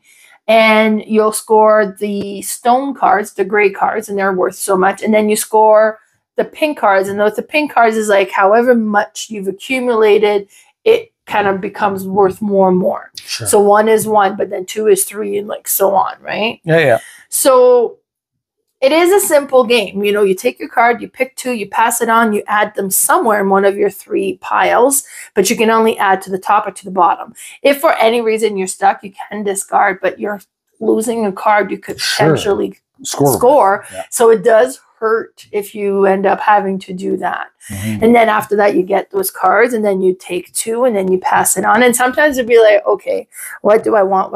Oh, these are really close to each other. So that makes sense to keep them because you're not creating a gap. They're like almost back to back. Yeah. And I could add that there. Oh, I could use this one too. But he really can't. Because that's right smack in his gap. And he's like, yeah. So I'm going to leave that one in there for now because I think it'll make it back to me. You know, and then you like, so it has a bit of that kind of, okay. And then mostly at the final cards, like, okay, well, these are all bad for me, but I could fit them all. Let's say, he can't fit that one. I'm going to give him that. That's going to mess with them, right? It is fun. Mind you, I'm saying that like I know how to play the game. I lose this one almost every time. Well, whatever. That's good then. If you lose it and it's fun, that's great. But I really, really like this. And it's one of those that gets like... So have you played this primarily 2-player? I've played it lots at 2 players. Okay. I've played at the other player counts. And then with the higher player counts, you kind of be like, okay, well, I'm going to leave that because it'll come back to me because there is more people that get to pick. So by the time it comes back, it might be long gone. Sure. Or you might completely forget what was in there anyways, and you've totally wrecked your garden for it. Right? Seems like there's more strategy if it's 2-player. Like 2-player, you can kind of strategize a lot more. 4-player, it's like luck of the draw. Yeah. But it's enjoyable at all player count. I really enjoyed it at all player count. Well, that's perfect. Yeah, that's great. Mm-hmm. Yeah, I've heard the name mentioned a couple times, maybe on your guys' podcast. We mentioned it a lot. Yeah, okay. Both me and Carla love it. Yeah, so but I had never seen it or anything. Yeah, it looks interesting. I like multiple scoring games where this one and this one score this time, and then this one and this one the next time, and yeah, I think it's really intriguing. So that's your number 62. My number 62, Ohanami. Ohanami. Okay, so we are on to our very last one, number 61. My number 61 is a game that's, it's not really part of a series, but this gentleman's produced several games, and everyone seems to be getting better and better and better. Oh. I've only ever played this one, and we've only played through maybe 5 days worth of it, and that's Sleeping Gods. Oh, I have not played this. By Ryan Lockett. So nice. He made Above and Below and Near and Far. And I have Near and Far and quite enjoy it. Oh, so you've played it. Okay. I played Near and Far. So I don't know how they compare because I've only seen the other ones, but this is an exploration game. So you're this ship that got washed away to this magical land or something like that, and you're trying to awaken the gods or something like that to help you get back to where you belong. So what it is you have a crew of, I think it's 8 different people. So depending on how many players you play, you could probably play it solo, but you'd be controlling 8 players, and I feel like that would be a little much hectic. Yeah. So my wife and I played it, and we each had 4 characters, and it's kind of like one of those old point and click games on the computer, like a Police Quest or Space Quest or something like that, where you can go to certain locations and you'll do a little quest. There'll be a book that reads and it says, you have to do this. There's a monster that you have to fight, or there's bandits who steal the slippers of peasants or something like just weird little things. Like this is the chicken feather thief. He doesn't steal the chickens, just the feathers or something like that. So there's a little bit of wit to it. And then you'll travel around, and sometimes there's battles that you'll have to be part of, which is really neat. Like The mechanism for the battles is you will maybe face 3 monsters. And the 3 monsters will have a grid of 9 squares on each of their cards. So it'll be a 3x3 grid. And there might be like some damages or a treasure or some other icon. And you put all 3 of the cards together. I think you can do it in whatever order you want. But once they're there, that's where they have to stay. So, and you can do slash damage. So I might be able to do 3 damage. So I can do in any row or column, I can do 3 damage. So I can do 2 damage to one of the monsters and 1 on the adjacent monster. So it's like I'm swinging my saber and I hit all 3 of the monsters. So in every round you have to hit them. And when you do damage, you cover up those squares so they might not damage you back, or they might not heal themselves, or they might just do different things. So it was a really neat, unique battle. Like I've never seen a battle system like that before. That sounds neat for sure. Yeah. And then you're just basically going from area to area, and you might get like a little hint on, well, you need to find the rocky crag. So then you have to look at the map book and say, okay, well, is there something that looks like it could be a rocky crag? Because I have this mission we have to complete. Right. So, okay, let's go over to number 27 and we'll spend some time to get there. We'll spend some resources to get there. Is it co-op? It's co-op, yeah. Oh, okay. And then we'll explore this cavern or something like that. And it was the wrong rocky crag. It was this cavern, but it also gave us a little hint towards something else. Right. And then you also have a big ship that you're all managing. So you have to make sure that you keep it supplied and that there's not damage to it. And you can spend time on your voyages healing up. Yeah, it's just this big story-driven storybook game. Again, we've only played through like the first 5. Nice. It sounds interesting though, and it looks great. And I know like everybody that I see just seems to really, really love it. Yeah. And for the small amount that I played it, I'm just so intrigued. You see why. I want to get it back to the table. It just hasn't happened for whatever reason. Life just has gotten in the way a little bit. But this one is tempting me now. And I could see some elements of Near and Far. Sure. Where you have, because with Near and Far, you have the map where you'll kind of go and explore and you can play different maps. And then you have your village where you prep for your going on the trip. Yeah, it sounds very similar. Yeah. So Near and Far is not co-op. It's more competitive. Okay. And then you'll go from the different location, and depending on where you go, you'll come across something. And you come across this rock lady who lost her rock children, and she's asking you for help. And you can decide like, okay, well, are you going to help look for these rock children? Or are you going to say, why don't you go to this village? Somebody can help you there. Yeah. Or like you got different decision to decide on how you're going to react to this, but then also based on what you're doing, you have a requirements that you need to match to be able to be successful with it as well. Same thing here. And and then the rewards are going to be different. So it sounds very similar, just maybe a co-op expanded version where there's a little bit more story to it. And I know there's several little expansions that let you like delve into caverns and stuff like that. And I mean, it did well enough that they did like a Forbidden Sky. No, not Forbidden Skies. Something Sky or something where you're a plane. It's a similar game. Where you're just an old plane flying around trying to do whatever. I wish I could play it a little bit further through just so I can figure out, just explain it a little bit more. But I don't know. I've never played a Ryan Lockett game before, but it definitely makes me want to play all of them and play through this one. Like this one is, I might just have to kick my wife out and just solo this one. Just so I can get it. So you can get it through, yeah. Just so I can get it through. But yeah, that's, I don't know.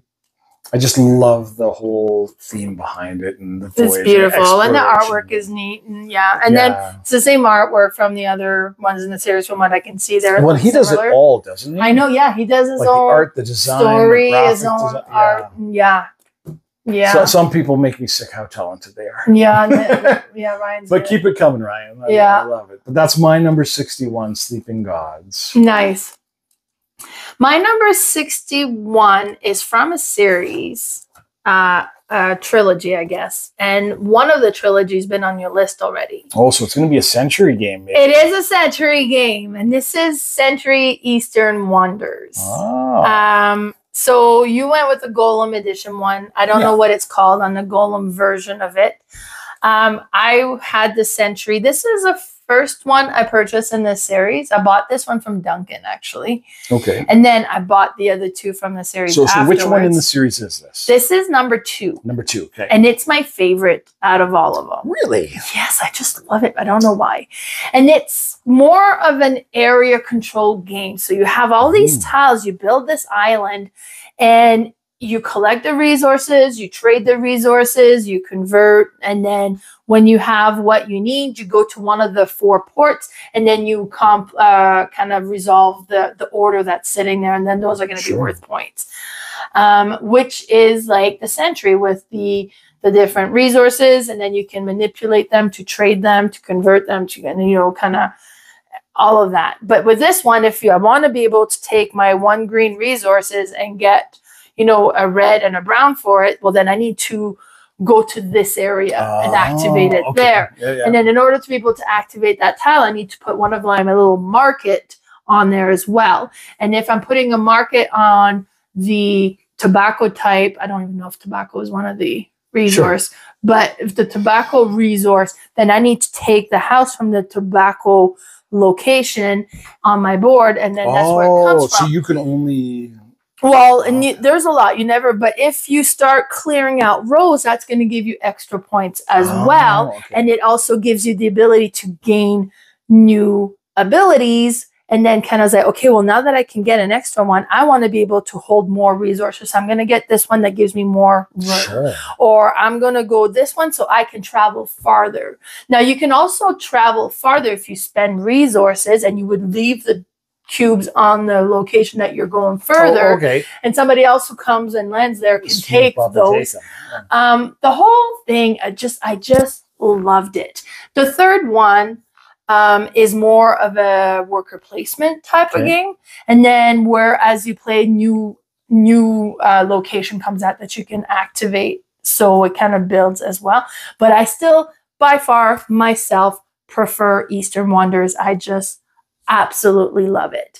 Now you can take all 3 Sentry game and create the big game version. Sure. Well, and you can play any 2 together as well. Any 2 together as well. You know, so it kind of like almost like they took this big game and broke it into 3 different sections and created 3 different games, but meant to come together as one big game, which I have never done, and I really want to. So now here's my question. So I find that Sentry Golem Edition, or Spice Road, or whatever you want to call it, it's very light. Very light. So now is this a very light version of this kind of game? Well, to me, it's like once, because this was the first one I played. I loved it. Then I played Sentry, Spice Road, and I was like, what's the point? To it. There's nothing there. And then the more I played it, I was like, no, okay, it's just, but it is so simple compared to the other ones that it's... Okay, because that's what I was going to ask. Are like all of them kind of simple, but when you put them together, they make that more elaborate game. And obviously they do. Yeah. But if some of them are heavier to start, then maybe... Well, I found this one with because it's more than just the card you have in your hand. Like, it's the location that you need to go and activate. But if I'm going to go there, then I'm going to try to activate this. And then I'm going towards this port, which should give me the resources to complete. And I'm trying to get there before you. And it just, I don't know. I think there was more to it that made it more interesting than just having a card in your hand. And not that, and I think because I went from this version to Spice Road, that at first glance it seemed lacking. Mundane, sure. It seemed lacking. But then the more I play Spice Road just on its own, the strategy is there. Sure, but it is a lot lighter. It is, It's just about which card you collect, which one you activate, when do you bring your cards back. And so it is there, but it's more subdued. Sure. Yeah. Yeah. Okay, yeah. I mean, I'm really intrigued to play all of them one time. Oh, yes. Like, I think it needs to happen. I mean, I got to play each of them separately so I can learn them all. But maybe one day I'll get all the golems, because I don't care about this theme, but if it's the exact same theme with a golem stomping around, I mean, it's the same place. Yeah, exactly. For sure. But yeah, so that's your number 61. My number 61. And the last one on our list for today. That's the last one for this one. Yeah. We're next one. Now we're like well, this was like what, the bottom half. So now we're getting close. We're getting close. We're 10 away from half. Yeah. So I don't know. We'll have to see. Now, since it's a combative versus thing, I think you should write in the comments, like, whose list matches you a little bit more. Is it me? But it's probably her. Let's be honest. Well, you had that one game that was, nobody's ever heard of it. The Reckoners. If you're a Sanderson fan. Yeah, it was the previous list. But yeah, let us know in the comments what... Yeah. Where are you? Or like a couple of people have been doing their top 100 and following along and commenting. That's so perfect. Michael has and Keith has. So I'm interested to see which one makes their list as well. I gotta say, with Michael's list so far, I was like, well, yeah, of course that's on his list. Yeah. Like you could tell, like he has his favorites and they've been his favorites a long time. Sure. He's very loyal to his games. There you go. Well, and he has more games than anybody. So. Well, I think I surpassed him, and I think it bugs him. Did you really? Yeah. You're better than him? Not better than him. I'm out of control more. Better. I guess his wife has better control over him. There you go. There you go. His wife's not an enabler, maybe. Or not as much, yeah. But yeah, so definitely let us know what you think of our list so far and what would be on your list. And if there's any that you haven't played, but after this, kind of, okay, I want it now, like Sleeping Gods, because I want it now. Who doesn't? Right? Nice. All right. Thanks for listening. Bye, everybody. Bye, everybody.